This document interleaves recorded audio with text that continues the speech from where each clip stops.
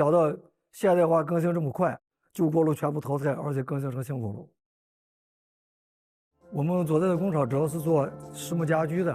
第一个，我们要给生产工艺供热；第二个，冬季给我们车间供暖。在这个燃气锅炉之前，我们所用的锅炉是进口的，以边角料为燃料的木质锅炉。粉碎的过程的话，它是半自动化的，那么就是粉尘比较大。人们工作一天的话，身上肯定是满身是灰。根据现在的环保要求啊，它是排放就有点超标。那么现在我们的锅炉房里面可以说是一尘不染，因为我们全封闭的自动化的，而且是烧燃气的锅炉，采用最先进的低氮燃烧器，它的排放量可以达到30毫克以下氮氧化物，更环保、更干净，再一个是更安全。锅炉进来之前，我们去锅炉厂家再跟踪，那么包括燃烧器，经过培训以后，也很快适应了这种那个自动化需求。现在我们的主要工作是进行安全巡查，那么定期维护，那么做好记录，根据车间的温度变化来选择我们的供热，减少锅炉的负荷。第二一个节能，这是更重要的。过去的车间的话，只要是看供热，一般都是达不到车间的需求。那么更多的是我们生产上的同僚在抱怨，就说温度上不去，品质也没法保证。那么现在改变是车间需要多少度，我们可以供多少度，他们的品质也有保障。再一个，车间也生产进度会加快。现在对我们的工作，包括我们的环境很满意，周围的环境更好，我们的天也更蓝。我们在车间来以后，心情很好。我们工作的话会更认真负责。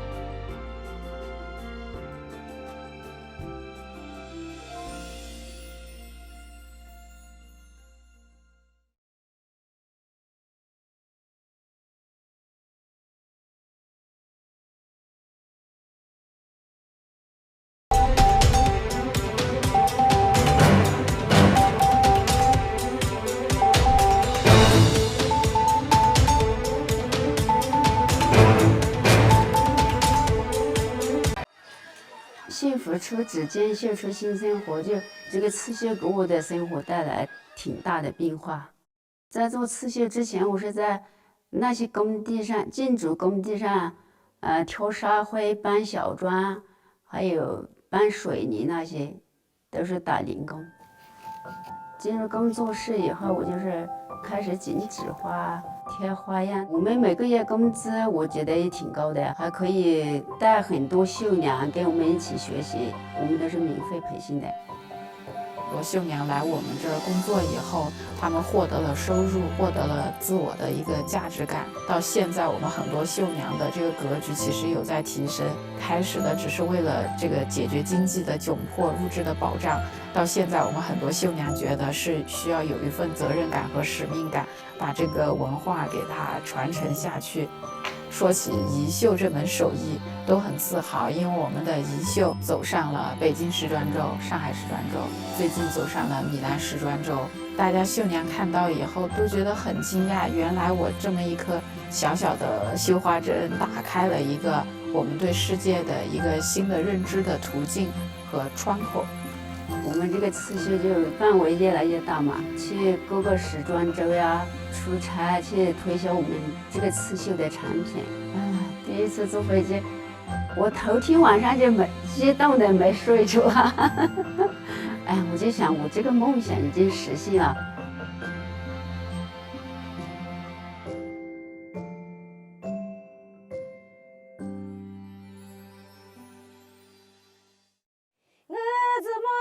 比的着了，咱怎么去比的着子了，着子了来。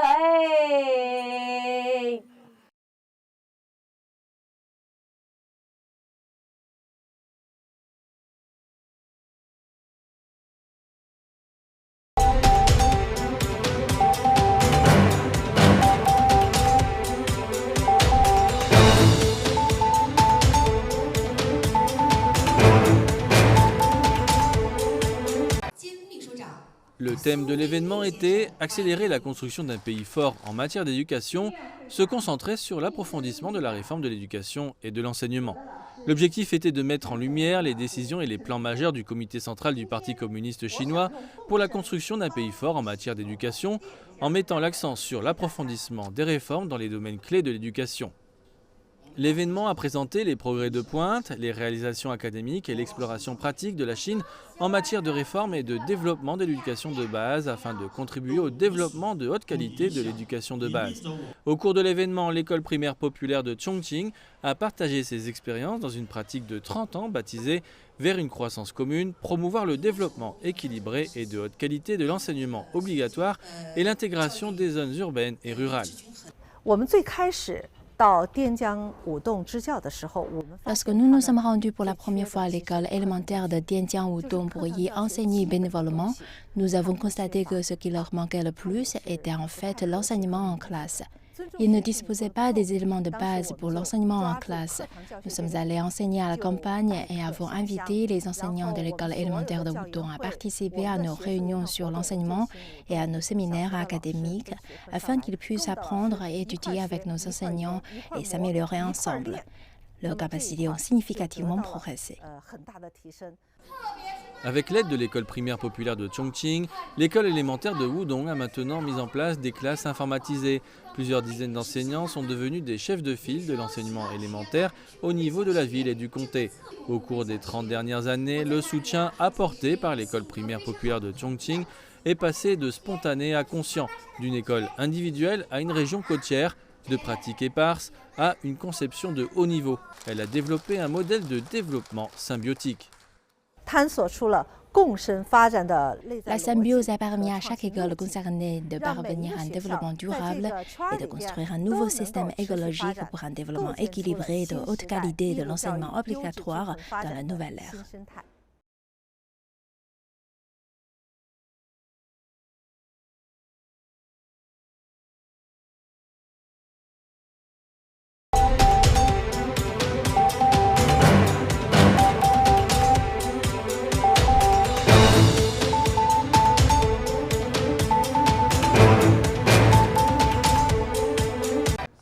À l'automne 2001, un peu plus de 2 semaines après les attentats du 11 septembre, naissait le Festival international du film de Marrakech.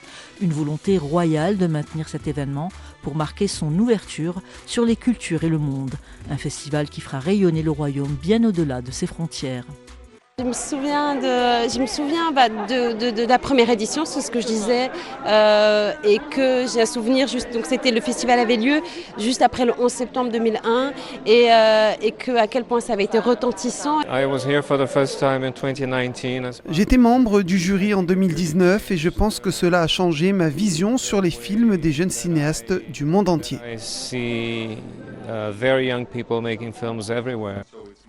2 décennies qui ont vu défiler les plus grandes stars du cinéma mondial, Francis Ford Coppola, Martin Scorsese, Robert De Niro et bien d'autres.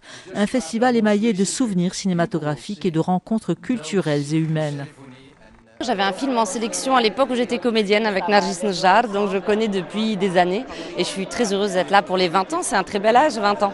Le cinéma marocain, c'est un cinéma très intéressant. Il est en train de grandir.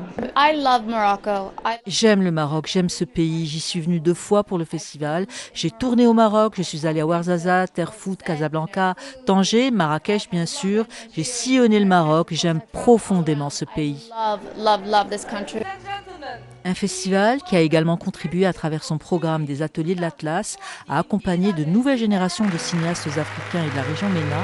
En 20 éditions, le FIFM devient la vitrine d'un cinéma marocain et mondial en pleine mutation.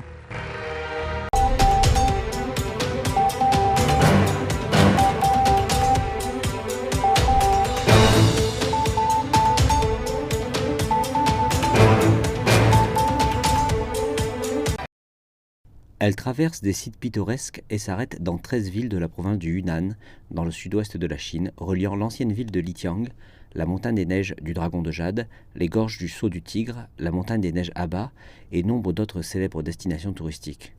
La voie ferrée s'étend sur 139 km et ses constructeurs ont dû surmonter toutes sortes de défis géologiques et de problèmes techniques. Après 9 années de construction, ce tronçon est désormais ouvert au trafic. La vitesse prévue est de 140 km/h. Et le temps de trajet entre les 2 villes sera réduit à 1 heure et 18 minutes. Le chemin de fer Lijiang-Shangri-La traverse une zone montagneuse enneigée à haute altitude et le terrain le long de la ligne est ondulé. C'est rare que l'on voit cela dans les projets ferroviaires en Chine. Nous avons surmonté des difficultés géologiques durant la construction du tunnel de la montagne des neiges du Dragon de Jade et sur les deux rives du fleuve Jinsha.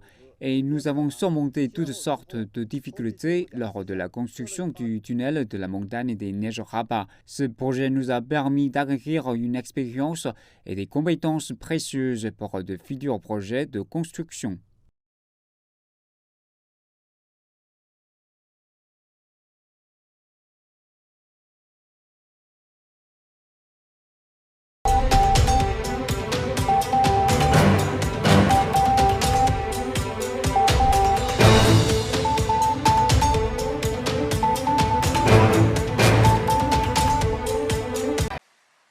La visite de Catherine Colonna intervient alors que la Chine est sous le coup d'une enquête de l'Union européenne sur les subventions accordées aux véhicules électriques. Cette enquête pourrait déboucher sur un fort relèvement des droits de douane sur les voitures chinoises et ainsi déclencher une réaction immédiate de Beijing. Dans l'affaire des voitures électriques, il y a une tension, une exaspération même qui monte dans un certain nombre de pays européens. Il n'y a pas unanimité au sein de l'Union européenne. En fait, on s'aperçoit que les trois économies dominantes sont des économies qui sont beaucoup centrées sur l'automobile. L'Allemagne, la France et l'Italie. Et donc ces pays sont inquiets de l'introduction d'une concurrence chinoise qui va porter sur cet aspect tout à fait nouveau qu'est la voiture électrique par rapport aux voitures thermiques traditionnelles que produisent les constructeurs européens. Donc il y a une démarche objectivement protectionniste. En l'occurrence, la Chine va avoir trois alliés dans cette affaire. Un premier allié, c'est le consommateur. C'est-à-dire que les consommateurs disent explicitement, directement ou indirectement par l'intermédiaire des journaux, que si on veut décarboner l'économie, si on veut passer à l'électricité, eh bien il faut faire en sorte que ce soit le moins cher possible pour que le plus d'automobilistes possible puissent en acheter. Et donc les produits chinois étant nettement moins chers que les autres produits, il est assez naturel qu'on les laisse rentrer. Le deuxième allié, c'est les pays qui ne sont pas producteurs d'automobiles, je pense notamment aux pays d'Europe de l'Est, comme la Pologne ou la Hongrie, qui disent que finalement, concrètement, faire baisser les prix, ne pas préserver systématiquement l'industrie franco-allemande, c'est pas dangereux. Et puis le troisième élément, c'est que c'est les autres pays au sein de l'Union européenne, comme la Slovaquie ou la Roumanie, qui disent, pour être concurrentiel vis-à-vis des Chinois, plutôt que de mettre des droits de douane, on va implanter les usines chez nous, en Slovaquie, en Slovénie, en Roumanie, en Bulgarie, où les coûts sont moins chers et on pourra être concurrentiel vis-à-vis des Chinois. Le bilan de tout ça, c'est que l'Union européenne est plutôt soumise à la pression des pays dominants, c'est-à-dire l'Allemagne et la France et l'Italie, mais que le jeu n'est pas totalement clos. C'est-à-dire qu'il y a quand même des arguments en faveur de maintien d'une liberté de circulation et d'entrée des produits chinois, parce que ça fait baisser les coûts et parce que ça génère par la concurrence une forme d'activité dans des pays qui sont tout à fait partants pour être les concurrents immédiats des Chinois. Dans un contexte économique tendu, la visite de la ministre française de l'Europe et des Affaires étrangères en Chine a pour l'objectif de relancer les échanges entre les deux pays. La France, effectivement, est sur une ligne assez nettement protectionniste, mais de circonstance. On peut penser qu'après les élections européennes, après cette phase qui est un peu particulière où l'Europe va être au centre des préoccupations, la France adoptera un point de vue plus réaliste et plus raisonnable. Mais il ne faut pas se faire d'illusions. Si elle maintient à moyen terme cette propension à vouloir faire du protectionnisme, en fait la France va se heurter à deux types de positions. Les Chinois, par définition, mais aussi les Allemands et les Italiens, qui sur le dossier automobile sont assez favorables à l'idée d'essayer de contenir la concurrence chinoise, globalement sont hostiles à l'idée de générer une tension, de générer un retour au protectionnisme, de générer une sorte d'affrontement de bloc à bloc entre l'Union européenne et la Chine. Il faut quand même rappeler que l'Union européenne est excédentaire sur le plan commercial. C'est-à-dire que l'Union européenne n'a pas intérêt au protectionnisme avec qui que ce soit, la Chine, le Japon ou l'Australie.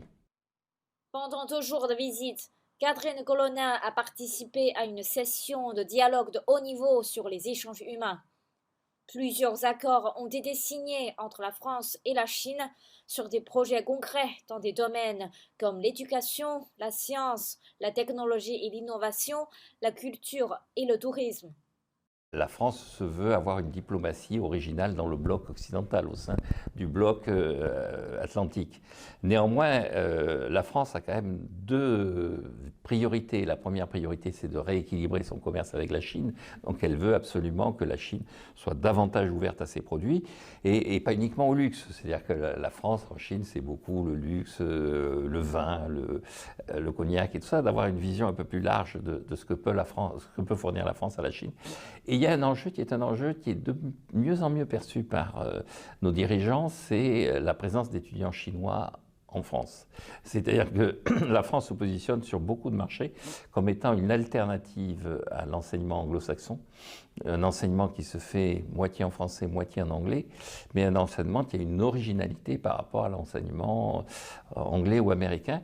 Et là, je pense que là aussi, la Chine peut se tourner vers la France et que la France a un rôle à jouer dans cette coopération et ces échanges entre le monde universitaire, le monde intellectuel chinois et le monde intellectuel et universitaire français.